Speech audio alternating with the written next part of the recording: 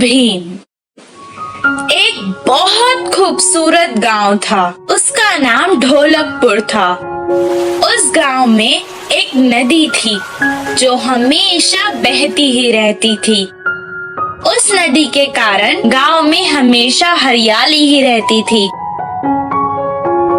कुछ साल बाद वहाँ बारिश होना बंद हो गई और नदी सूखकर बंजर हो गई।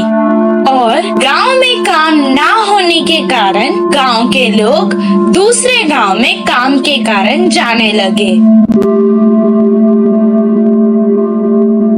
राजू और भीम दो आदमी एक ही गांव में काम के लिए गए। राजू बहुत अक्लमंद था और भीम जैसा उसका नाम वैसे ही वो बहुत शक्तिशाली था। वो आराम से कितना भी भार हो उठा सकता था। उस गांव में एक बहुत बड़ा लकड़ियों का व्यापारी रहा करता था। वो दोनों उसके पास काम मांगने गए। तब वो व्यापारी उनसे कहने लगा, जंगल जाकर लकड़ी काटनी पड़ेगी, क्या तुम दोनों से ये हो पाएगा? हाँ, हो जाएगा। ये तो कोई मुश्किल का काम नहीं।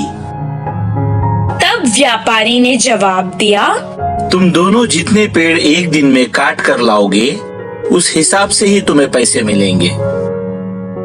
वो दोनों कुल्हाड़ी लेकर जंगल गए। पहले दिन होने के कारण वो दोनों बहुत उत्साहित थे और जोर जोर से पेड़ काटने लगे। भीम ज्यादा ताकतवर होने के कारण बहुत जल्द ही 10 पेड़ काट चुका था। राजू के लिए ये मुश्किल काम था, पर उसने भी कर दिखाया और 10 पेड़ काट डाले। दोनों का ये काम देखकर व्यापारी ने उन्हें शाबाशी दी और अच्छा खाना दिया। खाना खाने के बाद वो दोनों एक पेड़ के नीचे आराम से सो गए।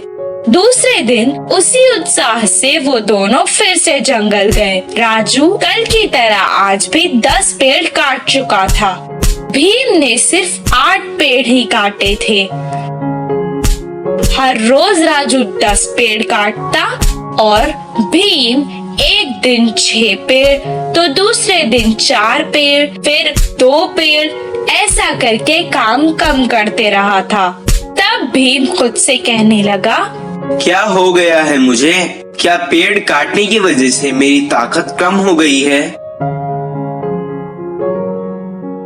वो व्यापारी के पास आया और कहने लगा, साहब, मेरी तबीयत खराब होती जा रही है। मुझसे ये पेड़ काटने का काम अभी नहीं होगा।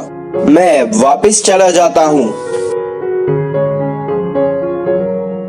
अच्छा ठीक है, एक बार तुम्हारी कुल्हाड़ी तो दिखाओ।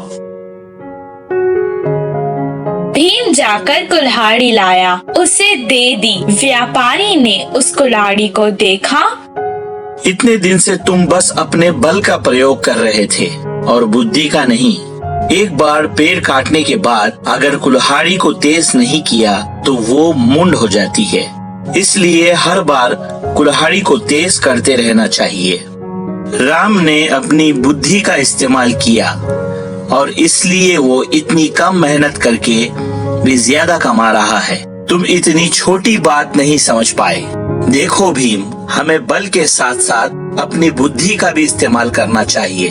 भीम को अपनी गलती समझ आ गई और वो अगले दिन अपनी कुल्हाड़ी को तेज करके अपने साथ जंगल ले गया।